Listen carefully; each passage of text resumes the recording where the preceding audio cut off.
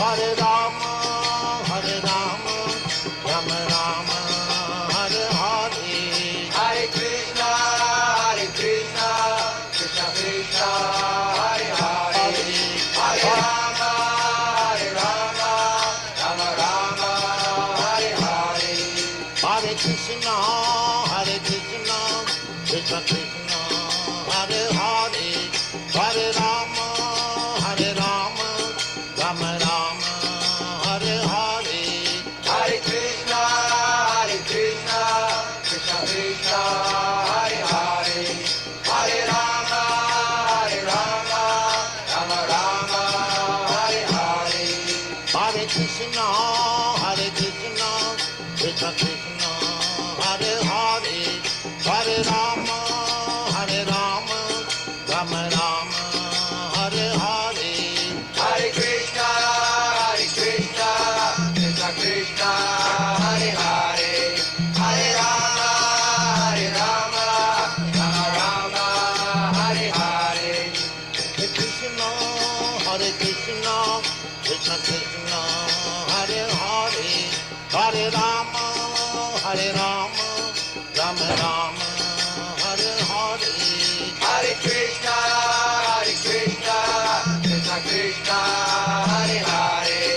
Hare Rama, Rama Rama, Hare Hare. Hare Krishna, Krishna Krishna, Hare Hare. Hare Rama, Rama Rama, Hare Hare. Hare Krishna, Krishna Krishna, Hare Hare. Hare Rama, Rama Rama, Hare Hare.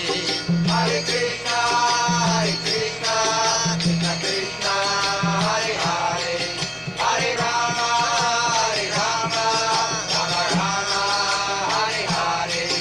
Hare Krishna, Krishna Krishna, Hare Hare.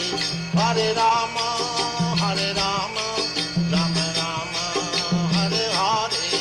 Hare Krishna, Krishna Krishna, Hare Hare. Hare Rama, Rama Rama, Hare Hare. Hare Krishna,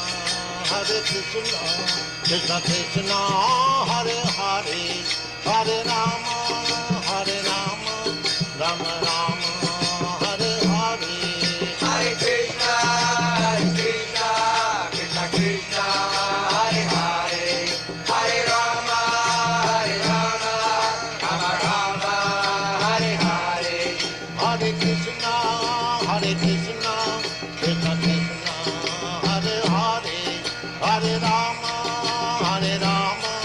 Rama Rama, Hare Hare. Hare Krishna, Krishna Krishna, Hare Hare. Hare Rama, Rama Rama, Hare Hare. Hare Krishna, Krishna Krishna, Hare Hare. Hare Rama, Rama Rama, Hare Hare. Hare Krishna, Krishna Krishna, Hare Hare. Hare Rama,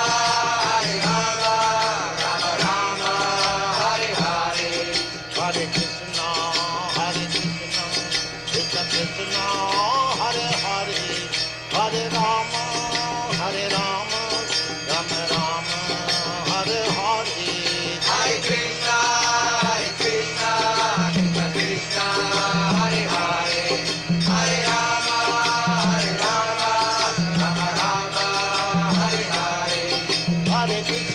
Hare Krishna, Krishna Krishna, Hare Hare.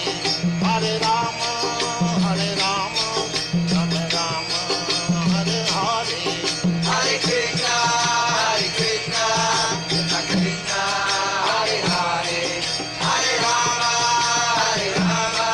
Rama Rama, Hare Hare. Hare Krishna, Krishna Krishna, Hare Hare. Hare Rama, Rama Rama, Hare Hare. Hare Krishna, Krishna Krishna, Hare Hare. Hare Rama, Rama Rama, Hare Hare. Hare Krishna,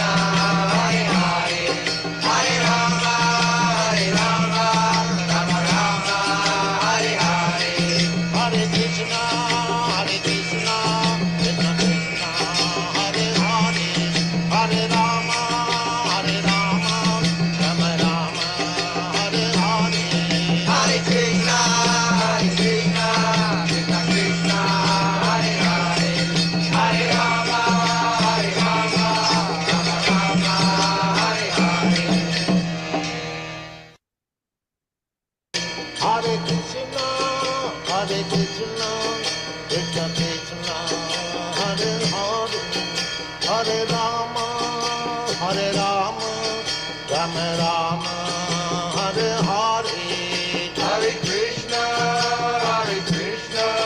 Krishna Krishna, Hare Hare, Hare Rama, Rama Rama, Hare Hare. Hare Krishna, Krishna Krishna, Hare Hare, Hare Rama, Rama Rama, Hare Hare. Hare Krishna, Krishna Krishna, Hare Hare, Hare Rama, Rama Rama, Hare Hare.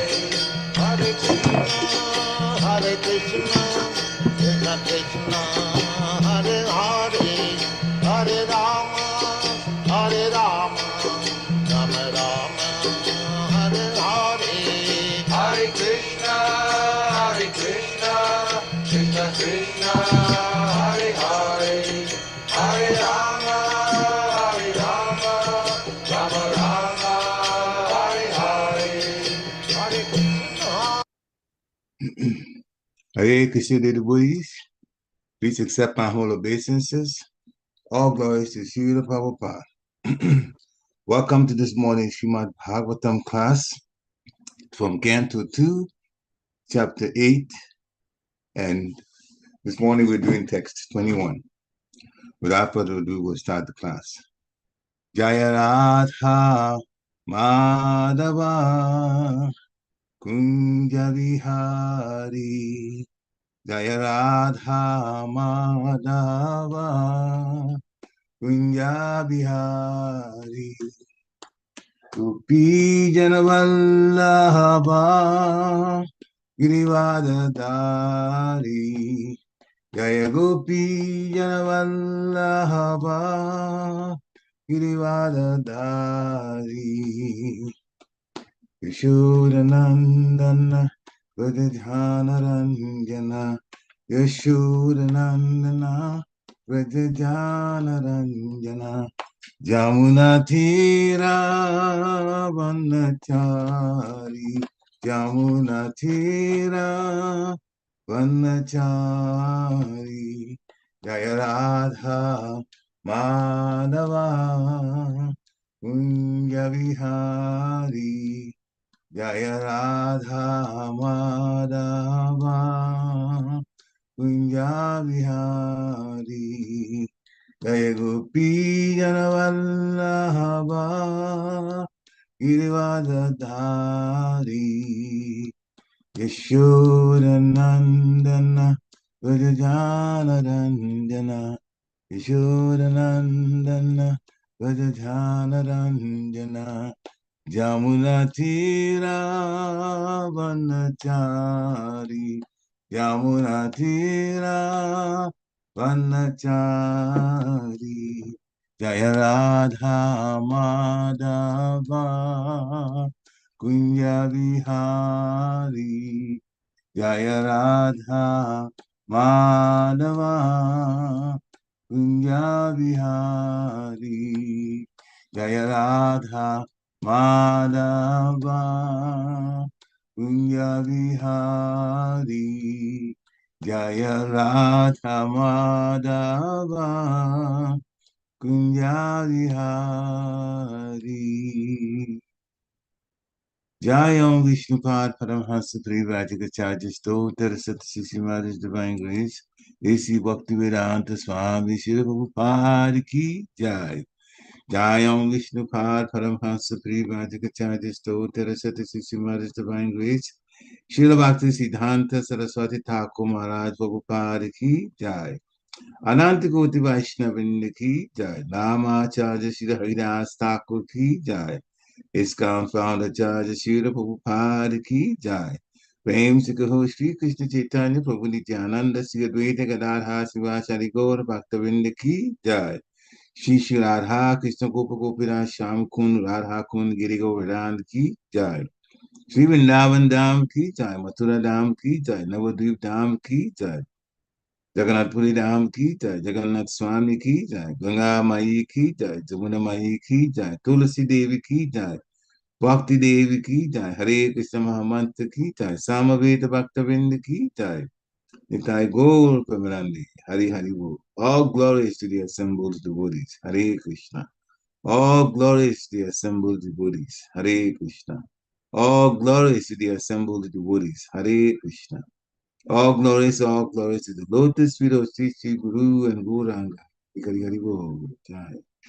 Namo Vishnu Padaya Krishna Krishnaya Bhutale Srimati Bhakti Vedanta Swami Dinamine Namaste Saraswati Devi Gurvani Chand Devi Shekhi Sanyavadi Pasti Tari Sitari Namo Vishnu Padaya Krishna Krishnaya Bhutale Srimati Bhakti Tira Swami Dinamine Namaste Krishna Padaya Prabhupada Siddhar Panishi Gaura Karuna Shakti Bhakti Tiri Narayana Namaste Cha Naronte Vam Narotamam Devim Saraswati Vyasam Tato Jayam Vidirayat Nashtaprayesu Abhadresu Nityam Bhagavata Sevaya Bhagavati Uttamasloke Bhaktir Bhavati Naistiki Om Namo Bhagavate Vasudevaya Om Namo Bhagavate Vasudevaya Om Namo Bhagavate Vasudevaya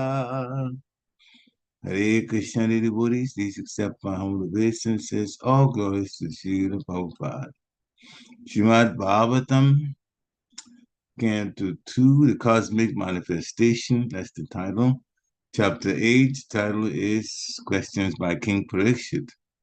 Text 21. Samplavaḥ sarva-bhūtānāṁ vikramaḥ pratisaṅkramaḥ iṣṭā-pūrtasya kāmyānāṁ tri-vargasya vidhiḥ. Samplavaḥ sarva-bhūtānāṁ vikramaḥ pratisaṅkramaḥ iṣṭā-pūrtasya kāmyānāṁ tri-vargasya vidhiḥ. Samplavaḥ sarva-bhūtānāṁ vikramaḥ pratisaṅkramaḥ iṣṭā-pūrtasya kāmyānāṁ tri-vargasya vidhiḥ. Hare Krishna. Please stand if you feel so inclined. samplavaḥ sarva-bhūtānāṁ vikramaḥ pratisaṅkramaḥ iṣṭā-pūrtasya kāmyānāṁ tri-vargasya ca yo vidhiḥ. Hare Krishna. Hare Krishna.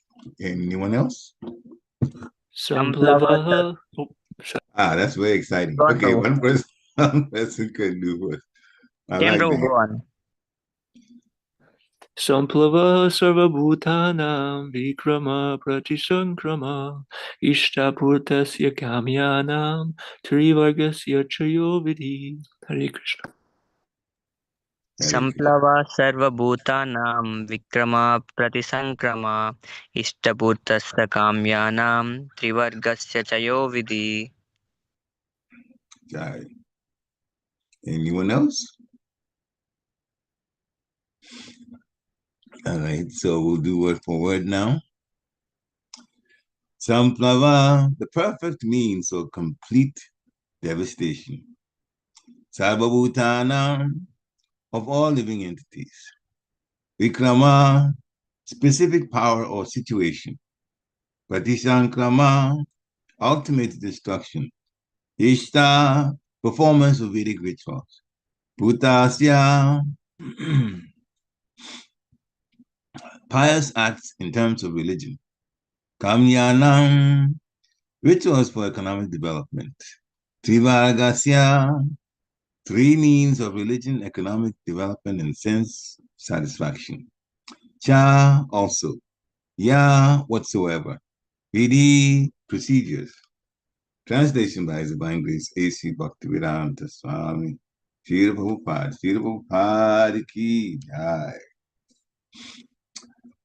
Please explain unto me how the living beings are generated, how they are maintained, and how they are annihilated. Tell me also of the advantages and disadvantages of discharging devotional service unto the Lord.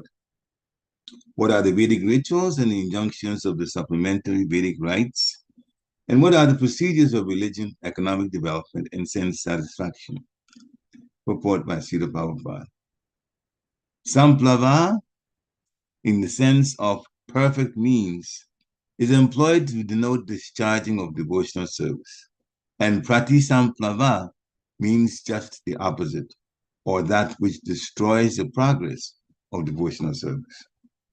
One who is firmly situated in the devotional service of the Lord can very easily execute the functions of conditional life. Living the conditional life is just like flying a boat in the middle of the ocean. One is completely at the mercy of the ocean, and at every moment there is every chance of being drowned in the ocean by slight agitation. If the atmosphere is all right, the boat can fly very easily, undoubtedly. But if there is some storm, some fog, wind, or cloud, there is every possibility of being drowned in the ocean. No one can control the whims of the ocean, however one may be materially well equipped. One who has crossed the oceans by ship may have sufficient experience of such dependence upon the mercy of the ocean. But one can fly over the ocean of material existence by the grace of the Lord very easily, without any fear of storm or fog. It all depends on the will of the Lord. No one can help if there is some unfortunate danger in the state of conditional life. The devotees of the Lord, however, cross the ocean of material existence without anxiety, because the pure devotees are always protected by the Lord. Bhagavad Gita, chapter 9, text 13. The Lord gives special attention to his devotees in their activities within material conditional life. Bhagavad Gita, chapter 9, text 29. Therefore, everyone should take shelter of the lotus feet of the Lord and be a pure devotee of the Lord by all means. Therefore, everyone should take shelter of the lotus feet of the Lord and be a pure devotee of the Lord by all means. That's the message the Prabhupada is sending us. One should know, therefore, from the expert spiritual master, the advantages and disadvantages of discharging devotional service, just as Maharaj Pariksit asked his spiritual master, Srila Shukadeva Goswami. According to Bhakti Rasamrita Sindhu, the science of devotional service, one should not eat more than what he requires to maintain body and soul together. Vegetable diets and milk are sufficient for maintenance of the human body, and therefore one has no need to eat anything more to satisfy the palate. One should also not accumulate money to become puffed up in the material world. One should earn his livelihood easily and honestly, for it is better to become a coolie for an honest livelihood than to become a great man in society by hook and crook. There is no harm if one becomes the richest man in the world by honest dealings, but one should not sacrifice the honest means of livelihood simply to accumulate wealth. Such an endeavor is harmful to devotional service. One should not talk nonsense. A devotee's business is to earn the favor of the Lord. Therefore, a devotee should always glorify the Lord in his wonderful creations. The devotee should not decry the creation of the Lord, defying him by saying that he has created a false world. The world is not false. Factually, we have to take so many things from the world for our maintenance. So how can we say that the world is false? Similarly, how can one think of the Lord as being without form? How can one become formless and at the same time have all intelligence and consciousness, direct and indirect? So there are many things for a pure devotee to learn, and he should learn them perfectly from a bona fide personality like Shukadeva Goswami.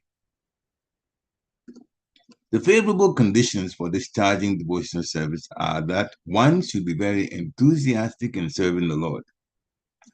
The Lord, in his form of Sri Chaitanya Mahaprabhu, wanted the cult of devotional service to the Lord to be preached all over the world, in every nook and corner. And therefore, a pure devotee's duty is to discharge this order as far as possible. Every devotee should be very enthusiastic, not only in performing his daily rituals of devotional service, but in trying to preach the cult peacefully by following in the footsteps of Lord Chaitanya. If he is not superficially successful in such an attempt, he should not be deterred from the discharge of his duty.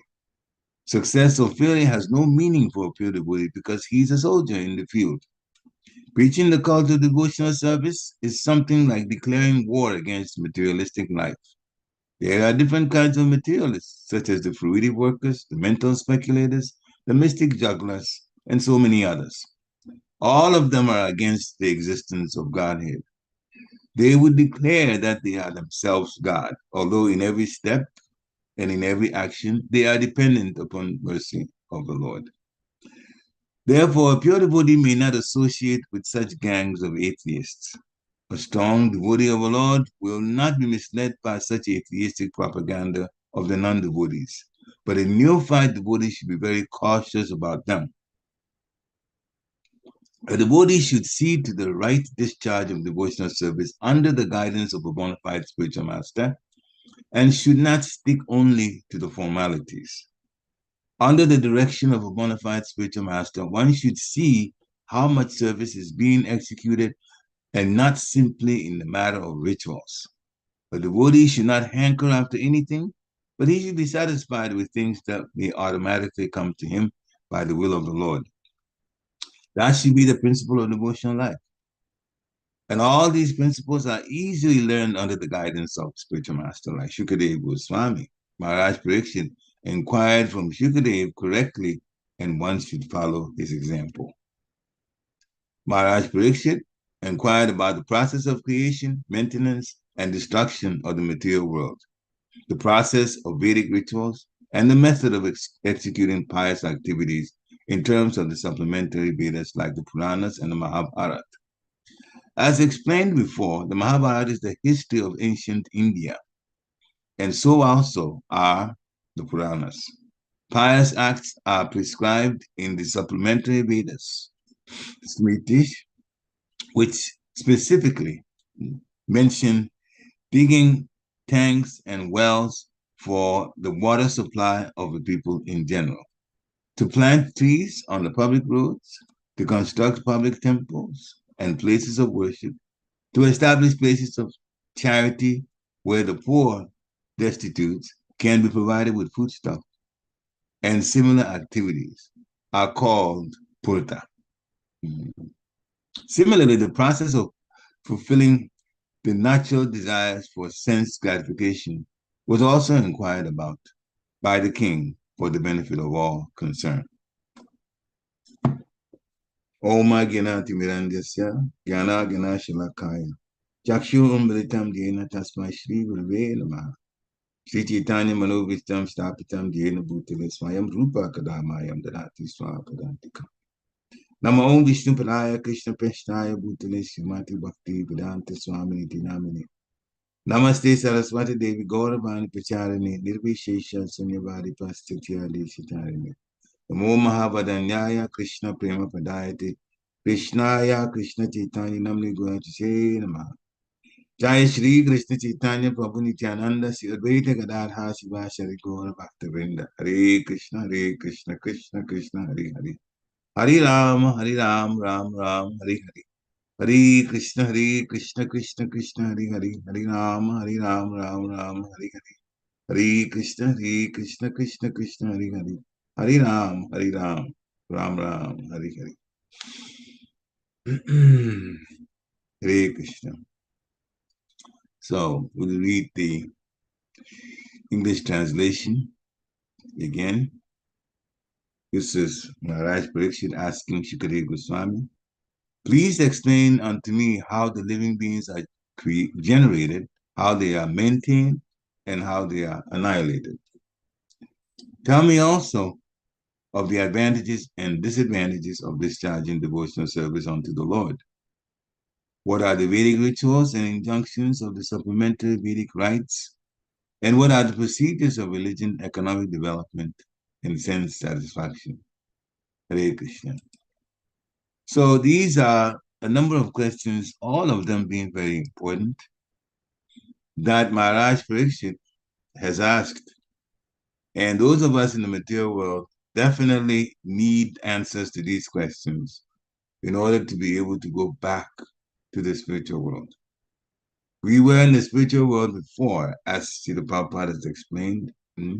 Some people are throwing some so-called theories out there that we were not, some people were not in the spiritual world at first, only because they take a text from chapter 15 of Bhagavad Gita to support that. But actually, this is misleading because they don't understand that the Lord will not imprison somebody who hasn't committed any sin, any offense.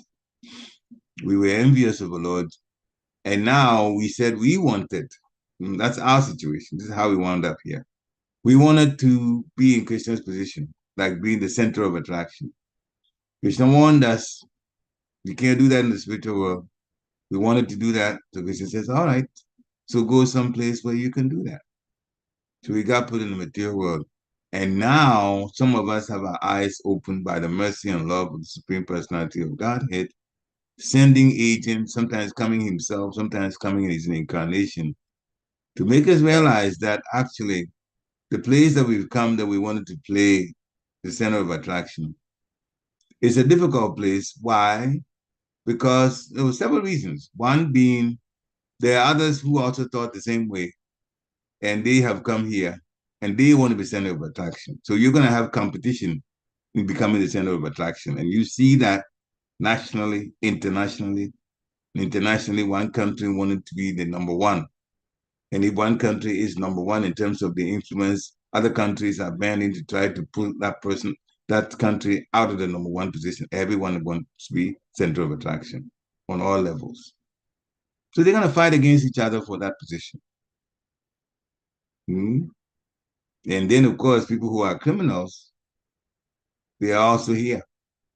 And so it becomes a place of difficulty. Even though we wanted to be, as we said earlier, the center of attraction, we've actually wound up in a situation that's difficult.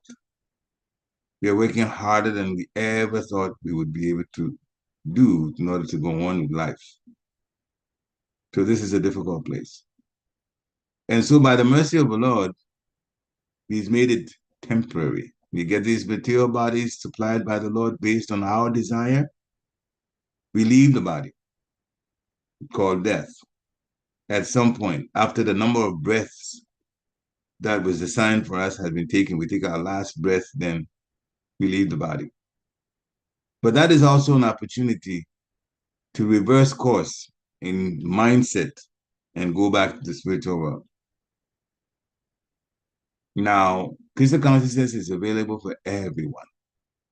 Krishna is not discriminating and saying, oh, you are like this or you are like this. All human beings can take the Krishna consciousness.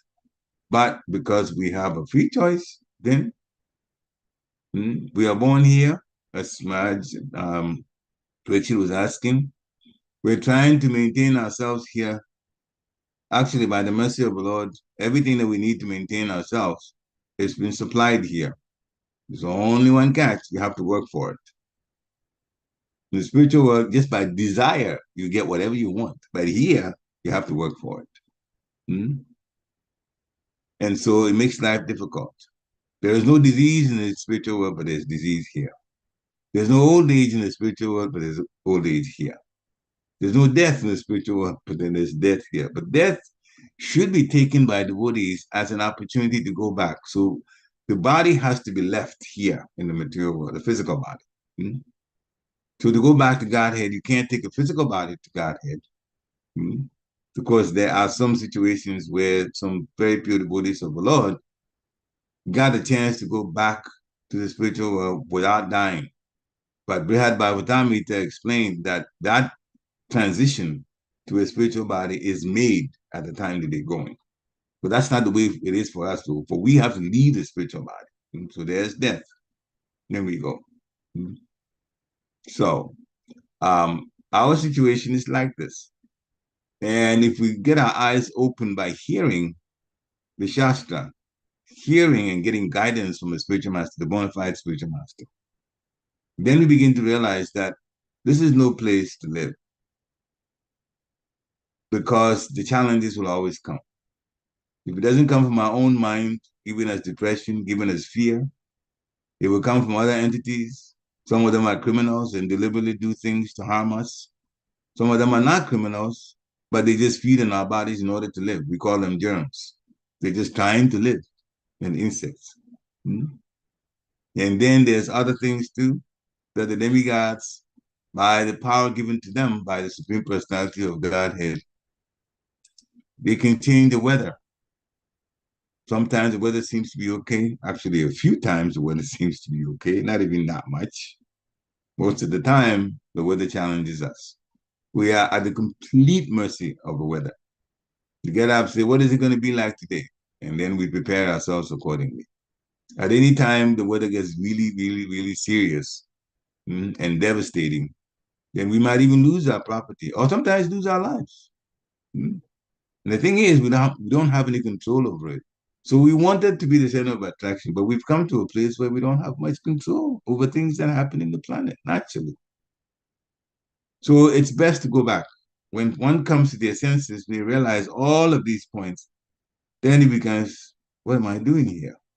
There has to be a better place. God is merciful, he's loving, he's powerful.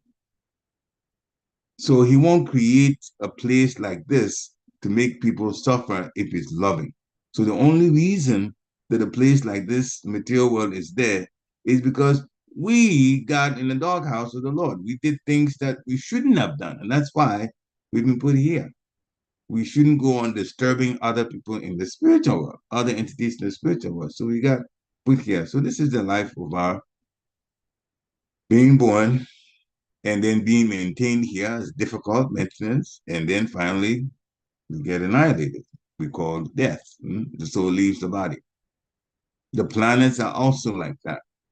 They are here for a period of time, and then based on their creator, Lord Brahma, even when Lord Brahma goes to sleep, all of the planets in this universe, except the planetary systems, 4 of them, Mahaloka, Janaloka, Tapaloka, and Brahmaloka, they are all heavenly planets. They are left intact. This is at the end of the day of Lord Brahma's day. If he goes to sleep, this is what happens. They are destroyed, except those 4 planetary systems. Brahmaloka is Lord Brahma's own planet. Then Tapaloka, Mahaloka, and most of the sages, they move to these, they are in the lower planets by their own choice, want to be there, because we all have free choice. So they can move to the higher planets. It's explained in the Shastra that Mahaloka, Janaloka, Tapaloka, and Satyaloka, Satyaloka is the same thing as Brahmaloka. They stay. But the inhabitants of Mahaloka, they don't even stay there. Even though Mahaloka, that planetary system, is not destroyed. But they don't stay there because close to that is Swagaloka. That's where Lord Indra lives. That's also destroyed when Lord Brahma goes to sleep. But it's destroyed by fire. And because we all have experienced that fire causes a lot of heat, the next planetary system from Satyaloka, which is being destroyed, and of course the Earth and all of they all go. And we're even lower than Swagaloka. So the heat affects the conditions, the temperature conditions in Mahaloka. Even though Mahaloka itself is not destroyed, it's almost like you're standing next to fire.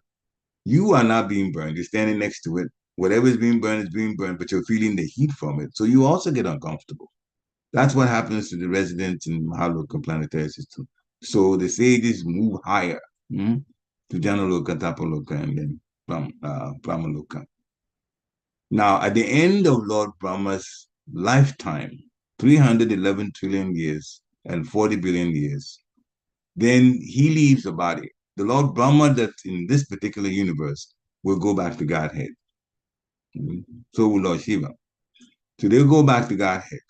And at that time, the entire universe is annihilated. And annihilated means not the energy doesn't go away, but the things that have been created, that all get destroyed, and that whole unmanifested form,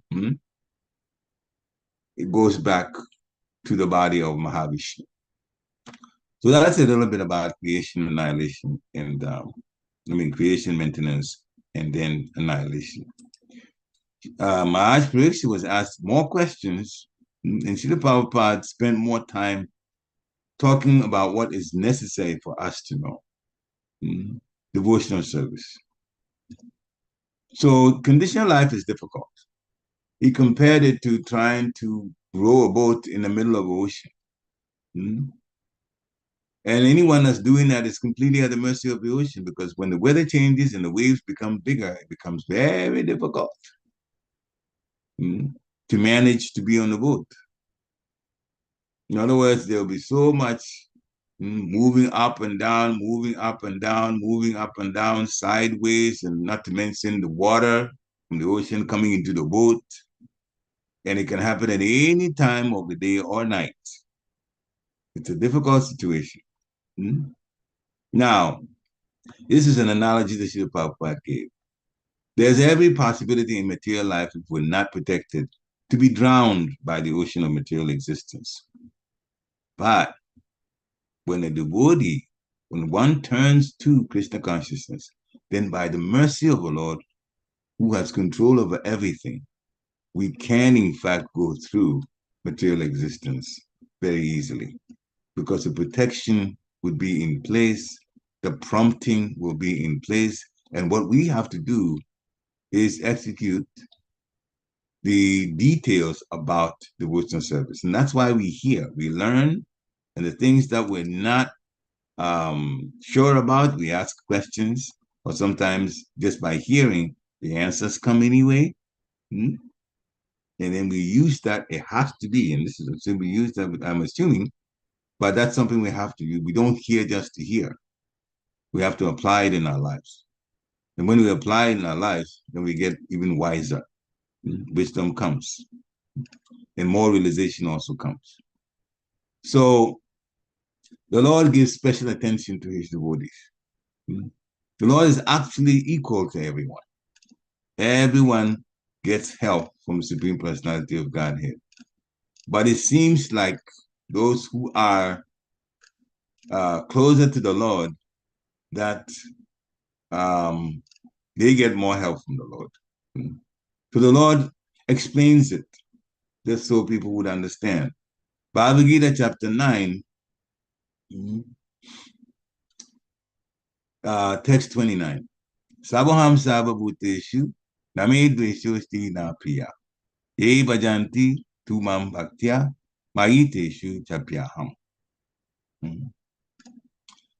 Krishna says, I envy no one, and I'm not partial to anyone.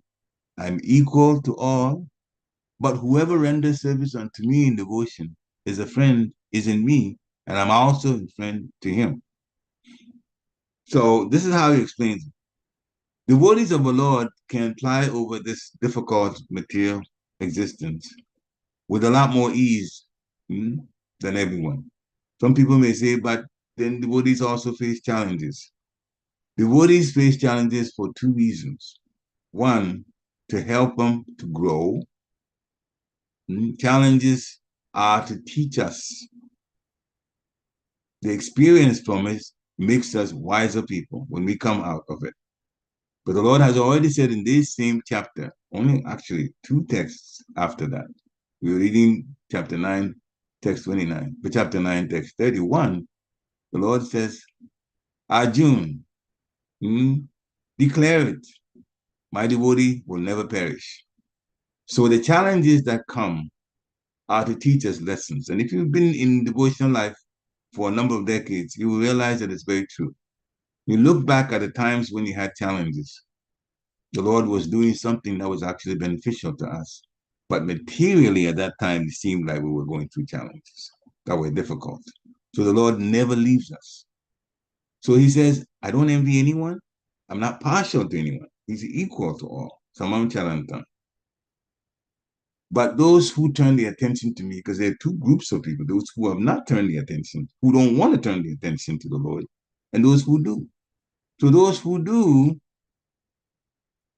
then he is more attentive to them. So that's why it says, whoever renders service unto me in devotion as a friend is in me. And I'm also a friend in him. Mentally, we are like that. Everybody can be like that too. Be a devotee of the Lord, that is. But some people don't want to, because they have, as we said, wanted to be in the center of everything.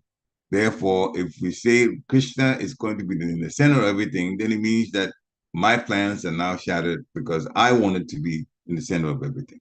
That's why they don't do it. They don't turn to the Lord. And the Lord just supplies the basic needs for everybody. But those who turn to him, he's special to them. And Srila Prabhupada gives an example. Any man in the material world may be very charitably disposed. They may be just giving charitable to everyone. But then that man has special interest in his own children. Why? Because the children are dependent on him. Therefore, when we depend on the Lord, that is the same process as surrendering to the Lord, then he will provide specially for us. But he is, in fact, the Supreme Father. Every living entity is his son or daughter, if you want to put gender into this. So he provides generous supply of the necessities of life. Generous.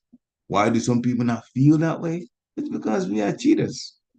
There are people who cheat, and for whatever reasons, material reasons, they want some for their amass wealth, and some people are so cruel that they don't supply much to others.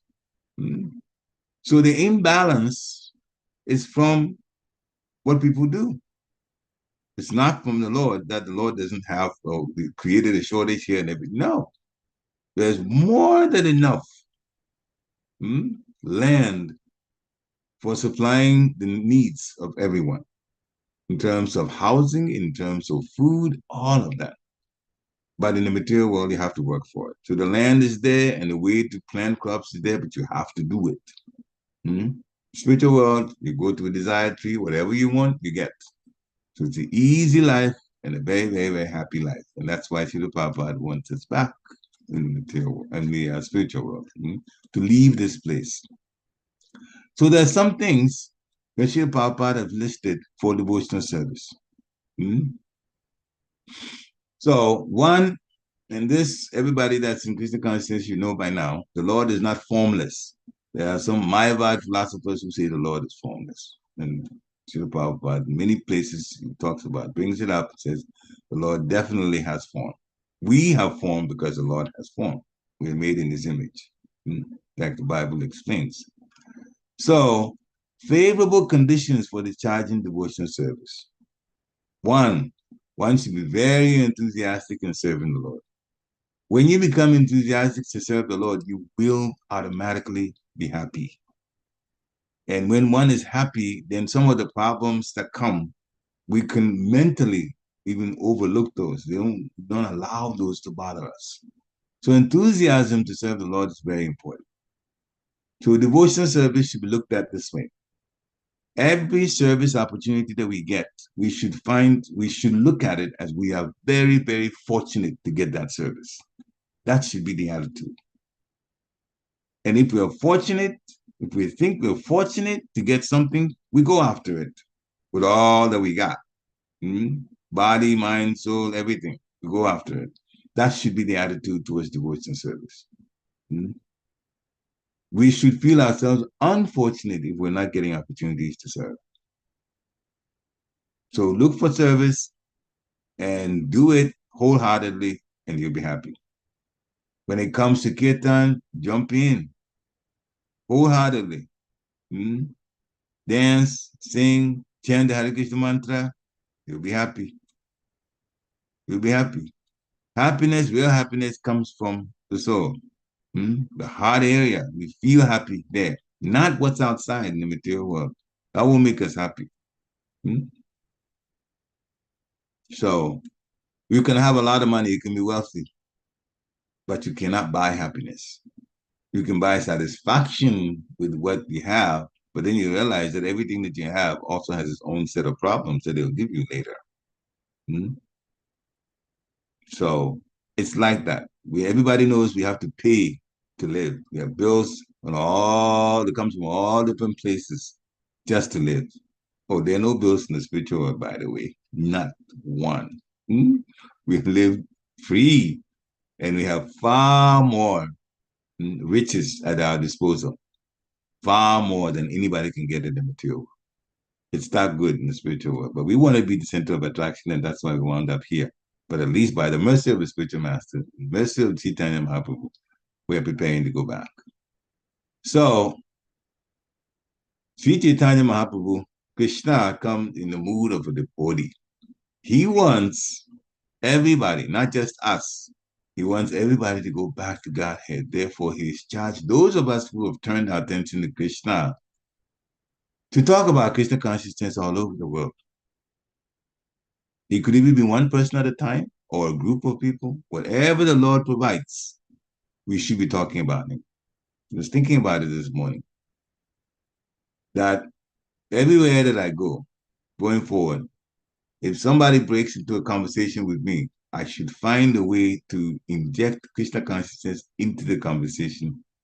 The person is not a devotee. Do it in such a way that they don't even realize this. Everybody knows God, so you can mention God if you want to. But you have to mention things from the Bhagavad Gita and Srimad Bhagavatam, the practical aspect of life. And if that person is a good person, they'll agree with you. And they'll be happy that you even mentioned it that way. So in all conversations, find a way, using the intelligence, to inject some Krishna consciousness into the conversation. It will help elevate that person. Then you'll also be obeying Sri Chaitanya Mahaprabhu, who wants devotional service to be preached to the whole world. In every nook and corner. Therefore, it is our duty to discharge this order. And if we do that, Krishna will help us to become pure also.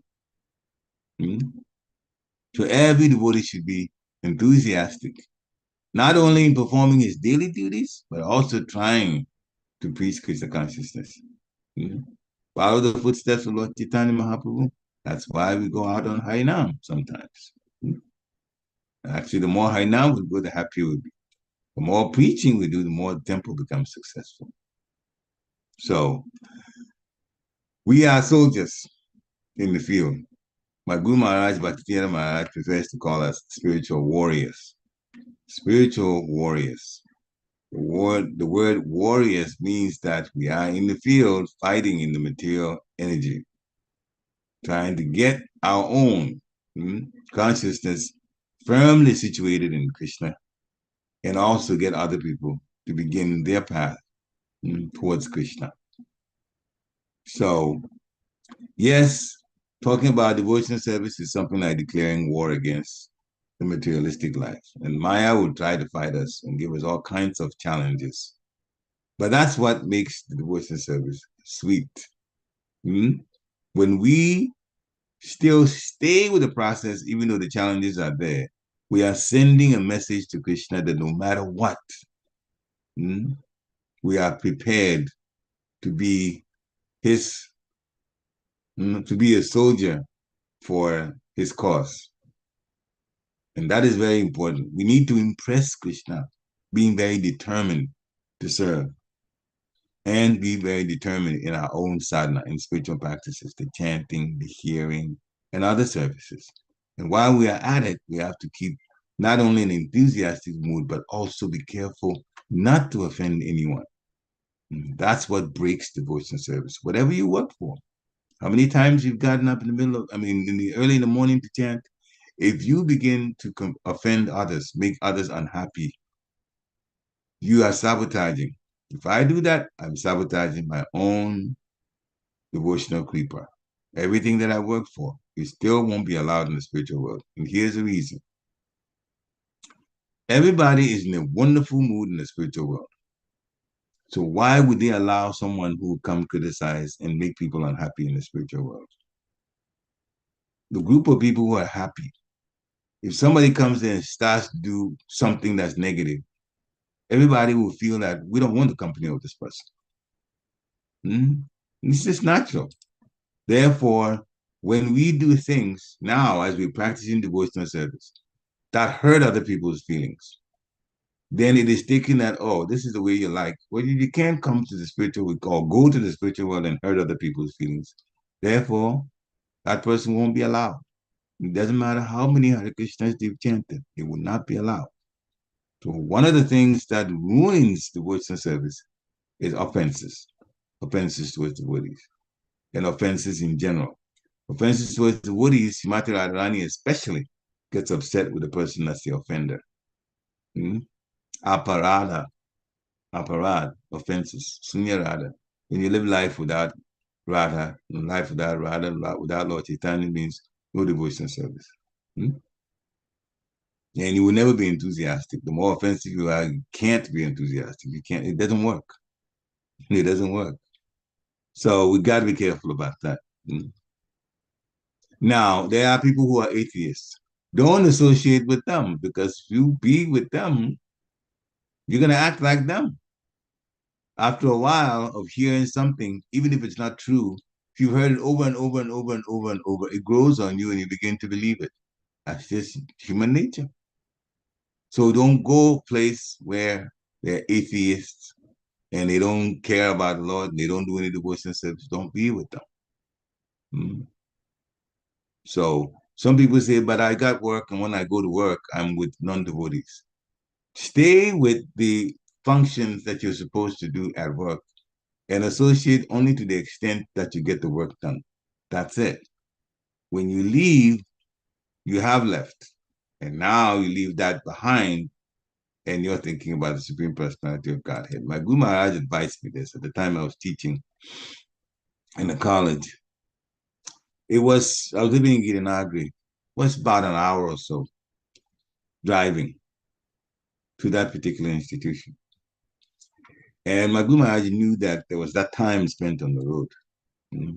So he says, make sure, he told me, make sure that as you're driving, you're listening to lectures. So in the car, immediately, my mind is on Krishna because I'm hearing lectures. Most of the lectures were his own lectures that have been recorded, true enough at that time. But we're hearing lectures all of the time. So a person who is strong, people who have been in devotional life for quite a while, they are very convinced about Krishna. So atheists and their propaganda will not sway them.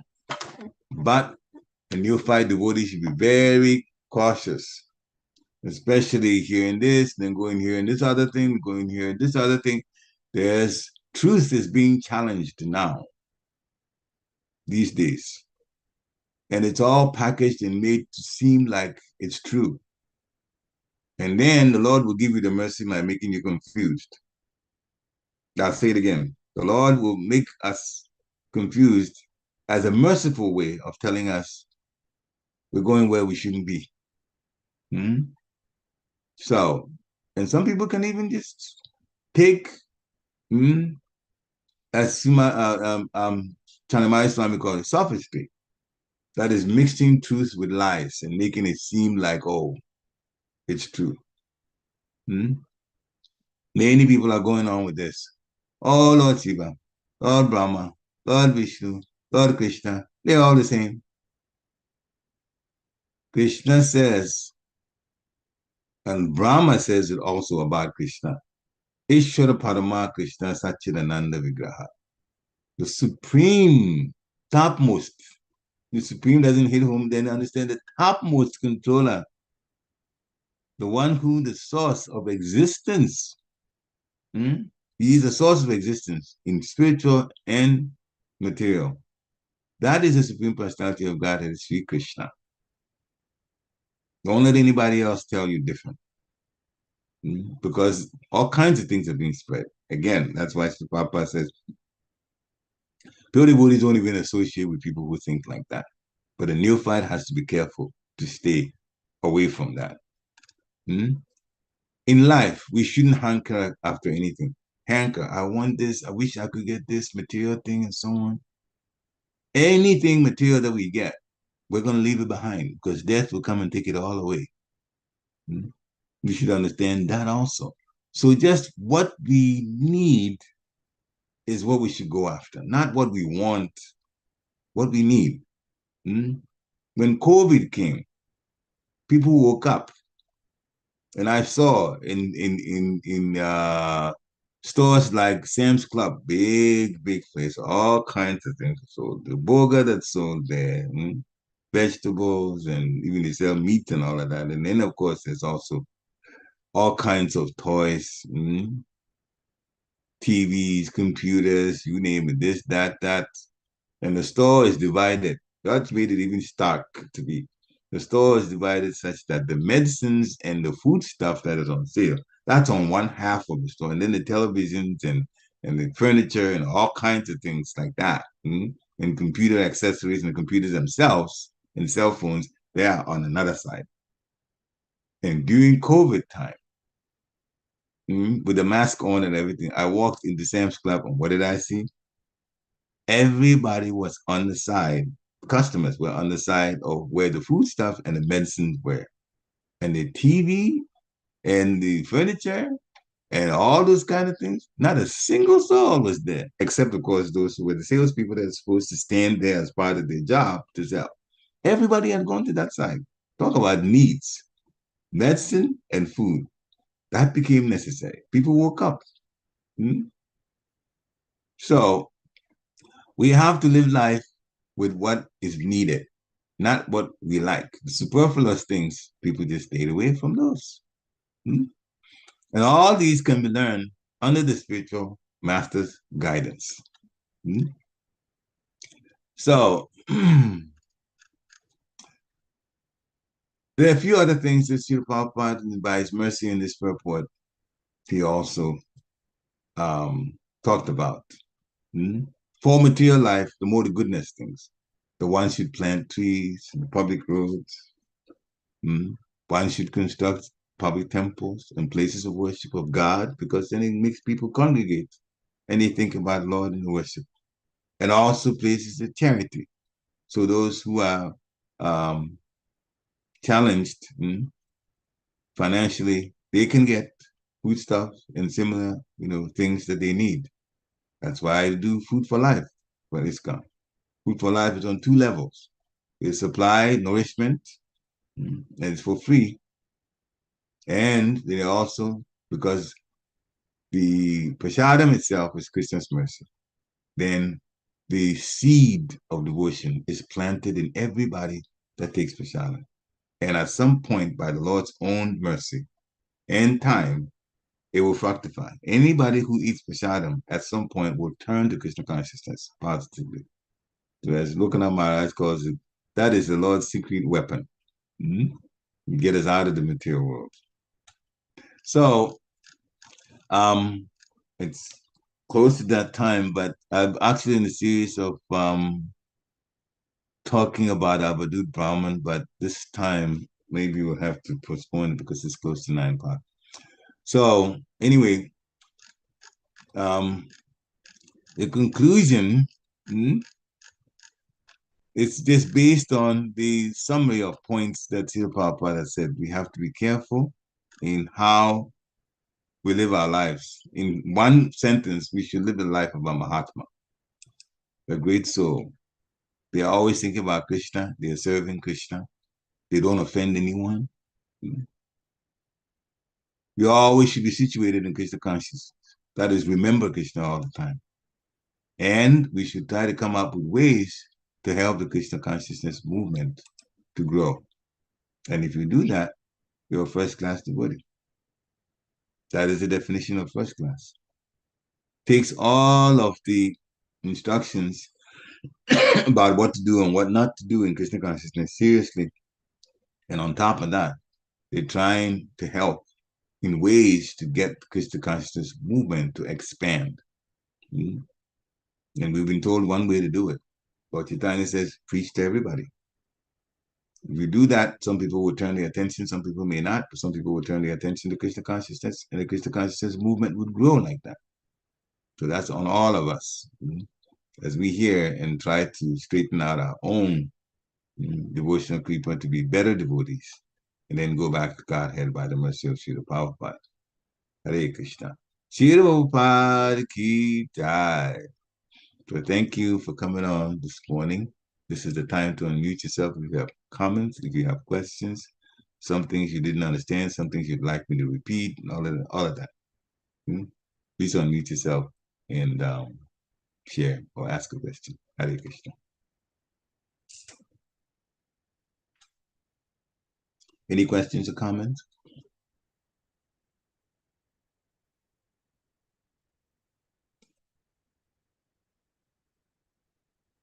Okay, Hare so Krishna, Prabhu.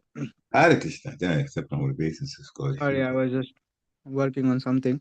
But yeah, a very nice class. A lot of points to ponder upon again. Like we were talking about preaching activities and staying in contact with the devotees, how important it is, and how we can without we can deal with the people who are not into Krishna consciousness or God conscious, but we can still get our job done and not get into any trouble, and not even letting them know or hurting their feelings as well. So that's really nice. And yeah, I mean, preaching is very important for the movement, not just for movement, but it's also like you said, it's like a compassionate thing for the suffering souls of this world. So absolutely. Yep. Hare Krishna, Prabhu. Hare Krishna. They don't know about Krishna. They have heard God, but they don't know specifically about Krishna and Krishna consciousness and how by chanting one can get out of this material world and what's waiting for us in the spiritual world. Krishna really wants us, as a loving father, he wants us to come back. Because there's no point suffering like this here. But some people are in illusion thinking that, if we get some material things, a lot of material things, we control those, or they come into our life space, then we are successful, and then we are satisfied. But that's not true. That's being an illusion. How can you be satisfied when all people who are rich, very rich, what happens to them? The body is breaking down. And I told you a short story. My sister, my material sister, same father, same mother, she's 2 years older than me. She's in Connecticut now. So I retired. Obviously, he's older. She retired. And, but she was, at that time, when she was working, she was a nurse in these businesses that established that take care of the old folks, what we call the old folks home. That's where she retired from. So she's home. She has a little more time on her hands. She's Christian. And she now wants to work a little bit, just a few hours. So, and the people are needed to go to people's homes and help them with light housework. So she took on one of those. And of course, for her, that person that she goes to their house, the older person is actually fortunate because she's a nurse also. So she can take care of anything she needs. A few things around the house you can do and then care for even the health of that person. So she was put in this particular assignment. A couple, older couple, of course, very, very, very wealthy. And their bodies are challenging them like anything. They should really go to an old folks home, but they don't want to do that. They want their freedom so much. And my sister described to me, they get up in the morning, she helps them out when she comes to report for duty. And you can see your hand up, but let me finish this and then I'll call you. So, she's sitting there, my sister describing to me, this man is wearing a gold chain, and the woman also has something that they have diamonds, they have all of these things. They have very expensive cars, but they're too old to drive them. It's just crazy. And they're trying very much not to let the hospital authorities know how bad the situation is, because then the decision will be made to take them out of the house and put them in an old folks home. They don't want to be there. They want to enjoy the luxuries that they have, but their bodies are challenging them. Hmm? So if you take all of that and just process it, this is called enjoyment? Of course not. Everything here is temporary. Soon as the body is born, you just get older, older, and older, and weaker. And weaker. People think they get strong. No, actually, our breaths become more challenging. If we do things that are more, vigorous, we actually wear out more than when we were much younger. And this goes on the whole time. You see 2, 3-year-olds, they can run around the whole day. They don't even walk. They just run the whole time, and they're fine. Once you get to 10, 11, 12, 15, try to do the same thing you were doing when you're 3 years old. You can't do it. You're going to wear out. So the body's already breaking down. When you get to the old folks and people retire, then it becomes more obvious. But actually, it's like that. So there's no real happiness here. There's all kinds of challenges here. Hare Krishna. Dear Krishna Prabhu, please go ahead. Step on humble basis is all glory to Srila Prabhupada. Please unmute yourself. Hare Krishna Prabhu, please. Hare Krishna.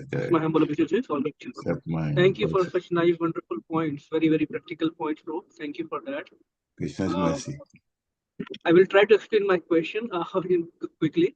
So when we talk about preaching activities and dealing with devotees, and I mean, I personally don't like the word dealing sometimes. When I say dealing, I know what you mean. Yeah. So sometimes we see reciprocation from few devotees positively, and what I have experienced in a little bit of Krishna conscious life is, unless we have a heart-to-heart connection with somebody, there will not be much reciprocation. And that heart-to-heart reciprocation is just not a responsibility of one person. It's both the parties. There has to be both ways. You cannot just keep on trying, and not get reciprocation. Of course, we would like to serve in that capacity, but when we're talking about trying to transform lives, it has to be heart-to-heart connection. So, but sometimes some devotees will just be very flattering to you. Oh, Prabhu, you're a great devotee. You're such a nice doing seva. You are my brother and all that. And when you take it on the face value and try to engage them more, then you get disappointed, because then we are getting exploited here, or we are getting used here. Those kind of comments I have personally heard. So how to make sure we I mean, of course that was a shortcoming on myself, because I couldn't understand that person. So how to avoid those kind of situations, what precautions we can take, and I hope you're able to understand my question, bro. Yeah, in helping, I know, especially, since you're leading back to yoga, I can see that sometimes it may happen there. I didn't mention it in particular, but, leaders face that kind of situation where sometimes, some people may, express appreciation for your own devotion, as you mentioned, and then when you try to engage them in service, they think you're exploiting them. That's not your fault. That's their consciousness. They don't understand devotion service yet. And also, they're not enthusiastic. It's very, very, very straight correlation between those who try to avoid doing service when it's given to them and their level of enthusiasm. The level of enthusiasm is low. Is low. But a devotee in that situation, leadership situation, should be compassionate to others. Got to understand one thing: Krishna consciousness is never forced on anyone. It's not forced on anyone. So one of the things you can do, if they say things involving one, when you're trying to empower them to do service and they're trying to fight that, again, because it's voluntary, you can't force them. Because if you get upset with them, they'll actually leave. So that's even worse. But be a good example. Be nice to them. And be a good example yourself in terms of your attitude towards service. They'll see it. They'll see it. And some people may change because of that, because you're nice to them. But there are others that, whatever it is that they're thinking of or whatever association that they have that's not good for them, it's causing them not to want to stick to Krishna consciousness. In every temple or in every group of people, you're going to find some that are that way. This is like a school. Nobody or no school, it's hard to find a school where everybody get A's in the subject that they teach. Somebody will get B, somebody will get C, and somebody will get F. That's life. Why? It depends on the effort they put in, or no effort, the effort that they didn't put in, the effort that they should have and didn't. So we can encourage, but in the end, their own enthusiasm and nature of the desire to connect with devotion service is what's going to make them finally be successful or not. But you show by being a good example. We're talking about adults here. Children you can teach, and they're just ready to learn. So you can teach and mold them in a certain way. But adults have their own character already established. And so by being around people who are serious, you pick up the level of seriousness. And so you, as a person that wants to get them more interested in serving the Lord and serving other devotees, you be the best example and talk to them also. Be nice to them. And sometimes you can slip in a few things here and there that will help them grow so that they don't feel like you're really preaching to them. Some people even get turned off when you try to preach because they say, oh, you're trying to tell them what to do about their lives. So for those people, you use strategy and slip in things here and there that are Krishna conscious. But you can encourage chanting, which also will help them to bring their minds to Krishna consciousness. You don't encourage by saying, no, you should do this number of rounds, the 16 rounds, that you should start doing 16 rounds. Some people, they'll start and get to it right away. And some people, they're chanting, but not that number of rounds a day. That's all right. Billions of people in the world are not chanting at all. So a person who chants one round is moving forward. But there's always growth in Krishna consciousness. So you've done one. But then at the end of the month, go to 2. The next month, go to 3. Next month, go to 4. Like that. And within 3 weeks, everything that you do becomes habit. So that way you can just grow. So you can just tell them and encourage and encourage and encourage. And those who are really serious, form your core group. Form your core group with them. And then they are dependable. So you use them all the time. The rest of the people, give them as much mercy as you can. That's all you really can do. Hare Krishna. Thank you, Prabhu. Thank you. Yeah, absolutely. There were a couple of very nice points in between your response, because over a period of time, as a person, I may become oblivious to such kind of responses and little hard-hearted. But I think that compassion is very, very, very key word. At least keeping the wellness of the wishes, yeah. person. Yes. Thank you, Prabhu. Hare Krishna. Hare Krishna. Glory to Guru and Gauranga. Shane Prabhu, please go on. And after that, Narayan. Hare Krishna, Prabhu. Please accept my humble obeisances. All glory to the Prabhupada. I was just wondering about the spreading the message. I've noticed for me, it's been better to kind of gauge where people are at and then try to meet them a little bit with little areas of Krishna consciousness.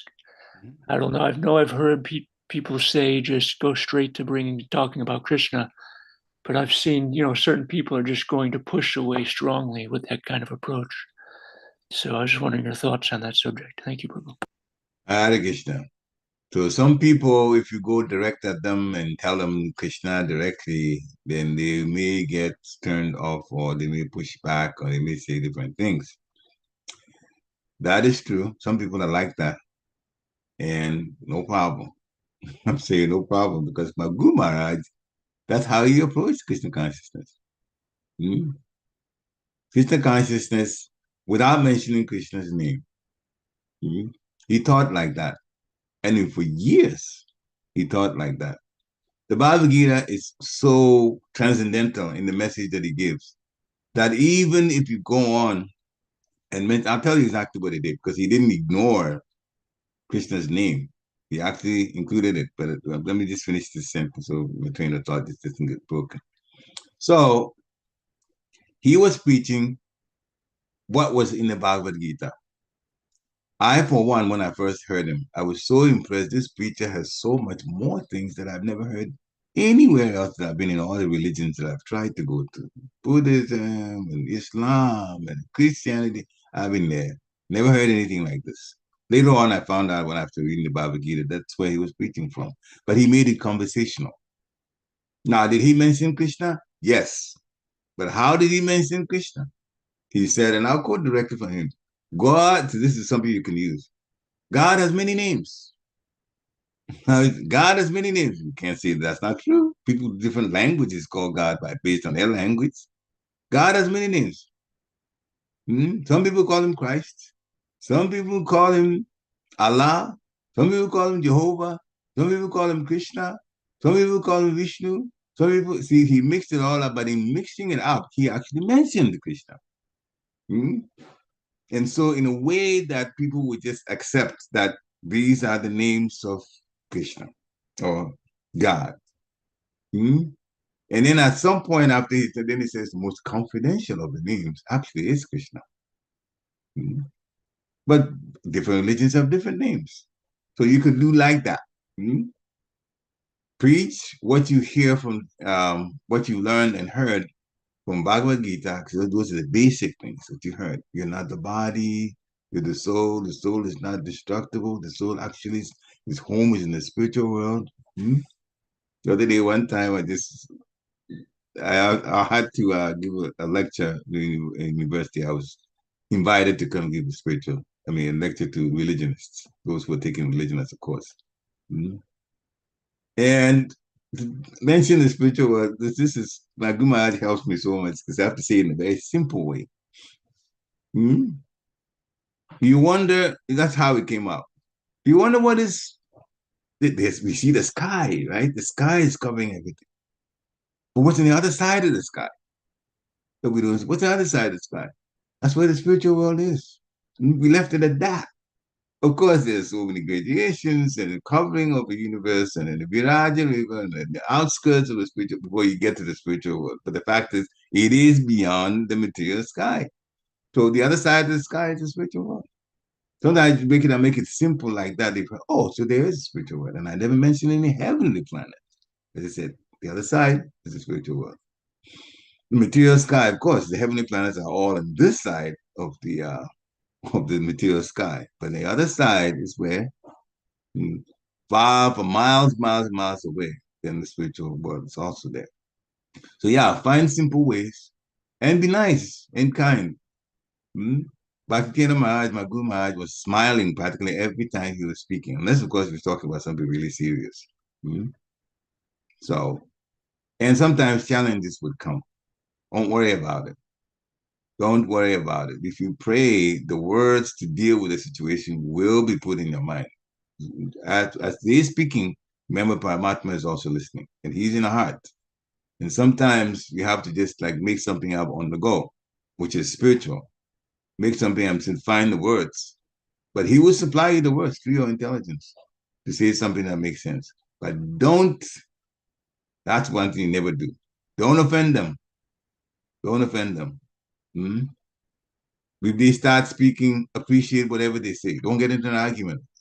Appreciate what they say. And then you also say that, okay, thank you for giving me this information now because we said, and then hear what they've said. And then Krishna will give you the intelligence to link what you said to Krishna consciousness. So you're appreciating them, but at the same time, you're giving them extra information like that, which is more transcendental. And they don't know it, but you know it is transcendental. So that way you can keep preaching. I hope that helps. Hare Krishna. Thank you, Prabhu. Yes, that helps a lot. Hare Krishna. Narayan Prabhu. Hare Krishna. Please go ahead and unmute yourself. And unmute yourself. Unmute. We can't hear you now. You have to hit the mute button to unmute. Okay. It seems like you haven't found the mute button yet. So it's like a speaker, a microphone icon that you click on it. Yeah, now you got it. Good. Accept my humble obeisances, Lord Srila Prabhupada. Hare Krishna, Prabhu. Please accept my humble obeisance. Wonderful class, Prabhu. Krishna's mercy. Yeah, so nice. The one point which struck me is that you were mentioning about how a living entity.